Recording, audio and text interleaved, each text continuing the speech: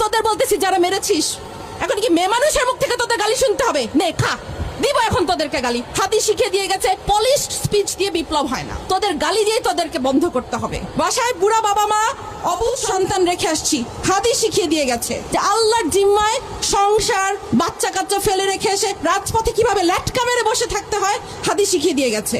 হাদি আমাদেরকে স্ট্র্যাটেজি শিখিয়ে দিয়ে গেছে, তোমরা কিভাবে রাজপথ দখল করবা, কিভাবে রাজপথ না ছাড়তে হয় হাদি আমাদেরকে শিখিয়ে দিয়ে গেছে।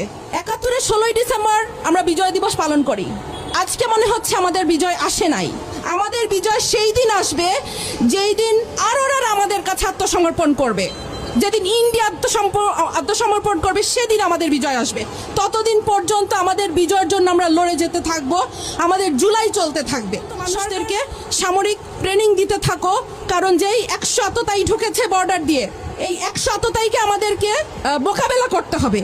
সেই আততায়ীদেরকে মোকাবেলা করার জন্য যে শকুন থাবা উঁচিয়ে রেখেছে চারিদিক থেকে ইন্ডিয়া, সেই ইন্ডিয়াকে আমাদেরকে মোকাবেলা করার জন্য আমাদেরকে ঘরে ঘরে মা বোন ছেলে মেয়ে নির্বিশেষে ট্রেনিং দিতে হবে, কারণ আমাদেরকে এদেরকে মোকাবেলা করতে হবে। আমি ক্ষুদিরাম দেখি নাই, আমি আজাদ দেখি নাই, আমি হাদিকে দেখেছি।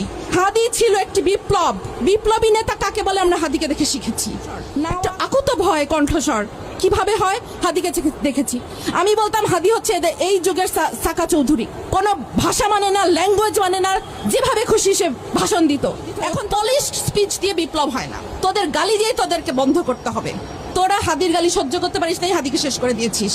হাদির স্ট্র্যাটেজিতে আমাদের চলতে হবে, আমাদেরকে রাজপথ দখল করতে হবে। রাজপথ ছাড়ি নাই, জুলাই শেষ হয়নি, এটা বারবার বলছি।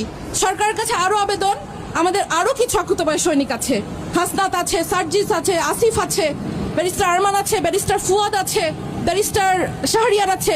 এদের একজনের গায়ে যেন আঁচ না লাগে। আমি তোমাদেরকে বলবো, হাসনাত, সার্জিস, তোমরা আমাদের ছোট ভাই, তোমরা মনে করবা যে ড্যাম কেয়ার। নো, বাংলাদেশের জন্য তোমাদেরকে লাগবে, তোমরা ড্যাম কেয়ার হতে পারবা না।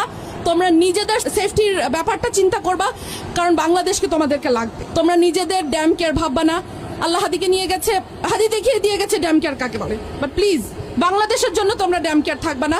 সরকারকে বলবো তোমরা এদের সেফটি সিকিউরিটি নিশ্চিত করবা।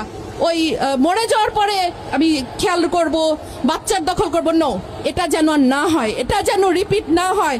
সাদিক কায়েমের কথা বিশেষ করে বলবো, কারণ শিবির তো তোমাদের চোখের শুল, বাট সাদিক খান যেটা করে যাচ্ছে তোমরা বাকি অনেকেই সেটা করতে পারছো না। আমি সেটাই বলবো। এই